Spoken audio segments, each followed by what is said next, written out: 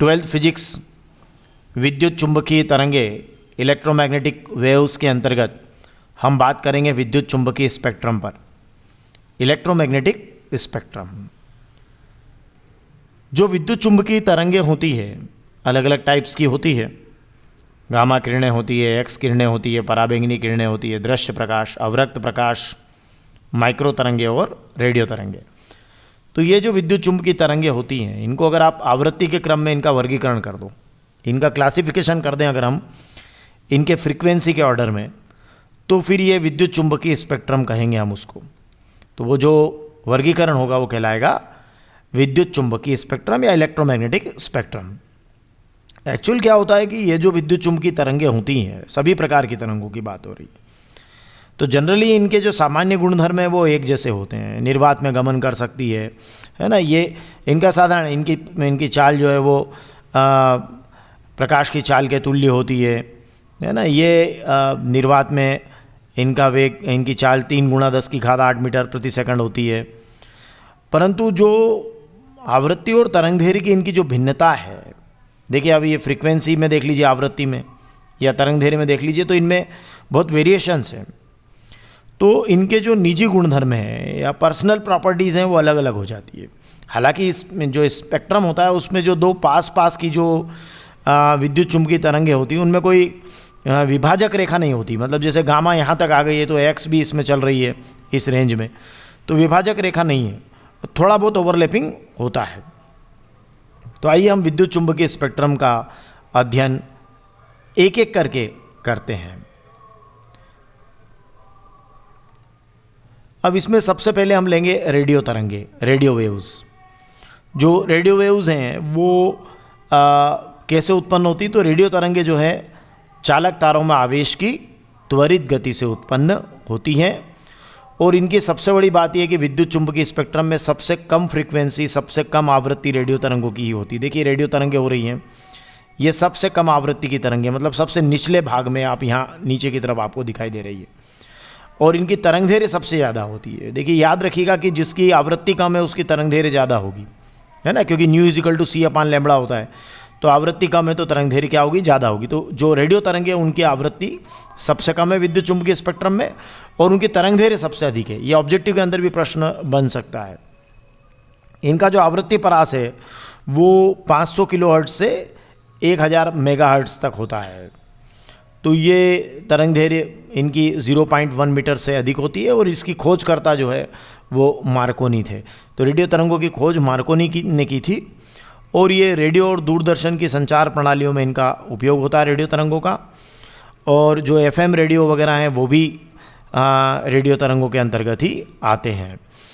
और ये FM tower से जो हमें प्रसारण मिलता है, AM बैंड भी जो है वो रेडियो तरंगों के अंतर्गत होता है, क्योंकि 530 किलोहर्ट्ज़ से 1710 किलोहर्ट्ज़ के बीच में होता है। तो यहाँ देखिए इस रेंज के अंदर आ रहा है। तो ये AM आयाम मॉड्यूलित बैंड होता है। इससे ज़्यादा ऊपर अगर आप जाएं तो 54 MHz से या 54 MHz से तक की जो आवृत्तियाँ होती हैं वो लघु तरंग बैंड के रूप में होती है, शॉर्ट बैंड होते हैं वो। TV जो तरंगे हैं उनका प्रसारण जो होता है तो उनकी जो रेंज होती है वो 54 MHz से 890 MHz तक होती है। याद रखिएगा, यह ऑब्जेक्टिव के पॉइंट ऑफ व्यू से बहुत इंपॉर्टेंट है। 54 MHz से 890 MHz, ये भी इसी की रेंज में आ रहा है, सारे इसी रेंज के अंदर आएंगे। और 54 MHz से 890 MHz। एक बार एग्जाम में क्वेश्चन आया था कि TV तरंगों का परास है और वहाँ पे ऑप्शन में 100 MHz से 200 MHz लिखा था, तो ठीक है, अब उसके अलावा कोई विकल्प नहीं था तो वो भी विकल्प सही होगा। और FM रेडियो बैंड 88 MHz से 108 MHz, 88 MHz से 108 MHz, ये भी ऑब्जेक्टिव के पर्पज़ से बहुत इंपॉर्टेंट है।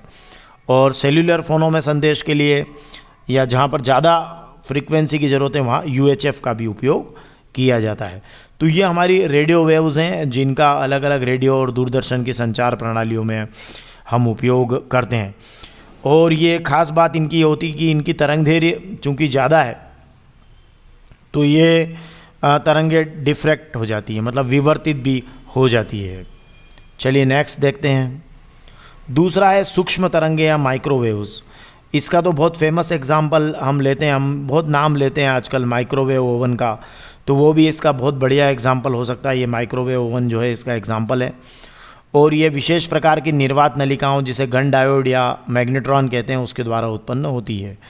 और इनकी आवृत्तियाँ गीगाहर्ट्ज़ के परास की होती है, GHz के परास की होती है। इसकी खोज जो है वो हर्ट्ज़ ने की थी और ये रडार प्रणाली में इनका उपयोग होता है। तो ये क्या है, बिना फैलाव के एक जगह से दूसरी जगह तक इनको भेज सकते हैं संकीर्ण किरण पुंज के रूप में, इसलिए इनका रडार प्रणाली में भी उपयोग होता है। माइक्रोवेव ओवन की हमने बात कर ही ली, और जो लघु तरंग दैर्घ्य के कारण जो विमान संचालन है उसमें रडार प्रणाली में इनका उपयोग होता है, बात की है भी हमने। जैसे लॉन टेनिस की गेंद की स्पीड अगर आपको निकालना है तो ये उसके लिए भी यूज़फुल रहेगा रडार गन के रूप में। तो ये हमारी सूक्ष्म या माइक्रो तरंगें हैं, और इन तरंगों को बिना फैलाव के एक जगह से दूसरी जगह तक आप संकीर्ण किरण पुंज के रूप में भेज सकते हैं, इसलिए रडार प्रणाली में इसका उपयोग होता है।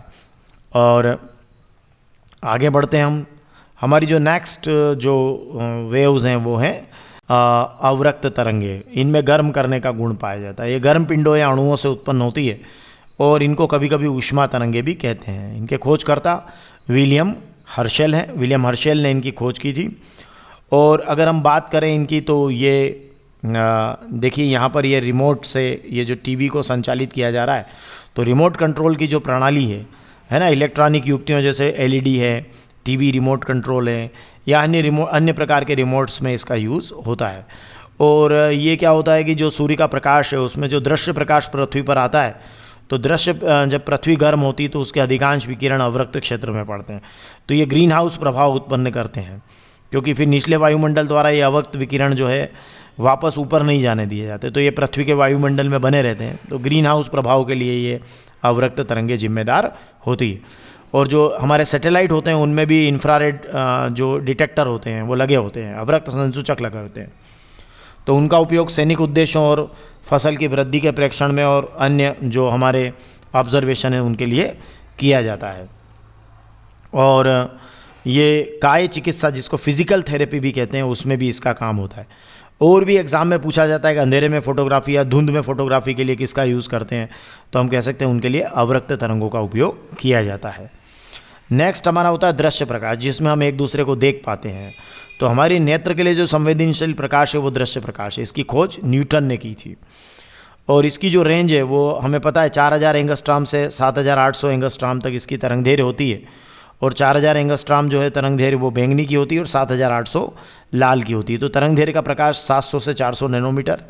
और इसकी जो फ्रीक्वेंसी रेंज है वो 4 × 10⁻14 हर्ट्ज से 7 × 10⁻14 हर्ट्ज होती है। तो दृश्य तरंगों का जो आवृत्ति परास होता है वो 10⁻14 हर्ट्ज होता है, ये याद रखिएगा, 10⁻14 हर्ट्ज। और ये हमें पता है कि जो श्वेत प्रकाश है या दृश्य प्रकाश है उसको हम किसी प्रिज्म से गुजारते हैं तो वो 7 अवयवी रंगों में विभक्त हो जाता है। और ये रंग बेजानीह पीनाला के रूप में हम लिखते हैं, बैंगनी, जामुनी, नीला, हरा, पीला, नारंगी और लाल, जिसको हम विबग्योर भी बोलते हैं। तो ये दृश्य प्रकाश का परावर्तन और उत्सर्जन हमको पृथ्वी पर या हमारे जो जहाँ पर भी हम पृथ्वी पर एक दूसरे से जो संपर्क कर पा रहे हैं उसके अंदर समस्त प्रकार की सूचनाएं जो है हमें दृश्य प्रकाश से प्राप्त हो जाती है। चलिए अब हम और आगे बात करते हैं। अगली जो हमारी तरंगे होंगी वे हैं पराबैंगनी तरंगे, अल्ट्रावायलेट रेज। ये विशिष्ट लैंपों और बहुत गर्म पिंडों से उत्पन्न होती है। उसके खोज करता है रिटर। 400 नैनोमीटर से 0.6 नैनोमीटर तक की तरंग दैर्घ्य इनकी होती है पराबैंगनी प्रकाश तरंगों की। और ये हमें पता है कि सूर्य के प्रकाश से जो आने वाली पराबैंगनी विकिरणें हैं वो पृथ्वी के निचले वायुमंडल के अंदर ओजोन परत, इनको मध्यमंडल में जो ओजोन परत होती है वो इनको रोक देती है। अदरवाइज़ ये हानिकारक पराबैंगनी विकिरण अगर पृथ्वी पर आएगी तो त्वचा का कैंसर और अन्य प्रकार के रोगों को उत्पन्न कर सकती है। और लेकिन इसके बहुत अच्छे अच्छे उपयोग भी हैं पराबैंगनी विकिरणों को। खास तौर पर रोगाणुओं को मारने में इसका उपयोग होता है। जल शुद्धिकरण यंत्रों में, हमारे यहाँ जो RO लगा रहता है, जो वाटर प्यूरीफायर लगा रहता है, उसमें पराबैंगनी प्रकाश को उत्पन्न करने वाले लैंप लगे रहते हैं, तो ये जल शुद्धिकरण के काम आते हैं। लासिक नेत्र शल्यता में भी इसका यूज़ होता है। खाद्य पदार्थों के परिरक्षण में इनका उपयोग करते हैं। हीरे जवाहरातों, ताजे अंडों, शुद्ध घी, करेंसी नोट आदि की पहचान में भी इसका उपयोग किया जाता है। तो अल्ट्रावायलेट रेज बहुत यूज़फुल भी है, लेकिन ध्यान रखिएगा कि ये हानिकारक भी होती है। जैसे वेल्डिंग वगैरह के वहाँ जब UV उत्पन्न होती है तो हमारी आँखों को उससे हमें बचाना होता है, तो उसके लिए खास तरह के चश्मों का उपयोग किया जाता है। अब एक्स किरणें, ये किसी भी मेटलिक लक्ष्य पर, खास तरह के मेटलिक लक्ष्य पर उच्च ऊर्जा के इलेक्ट्रॉनों की बौछार से उत्पन्न होती है। और उसकी जो खोज है वो रोंटजन ने की थी। हम एक्सरे से बहुत यूज टू हैं, है ना, हड्डियों की टूट फूट वगैरह का पता लगाने में इसका उपयोग होता है। और ये 10 नैनोमीटर से 10⁻⁻⁴ नैनोमीटर तक की इसकी रेंज होती है वेवलेंथ की।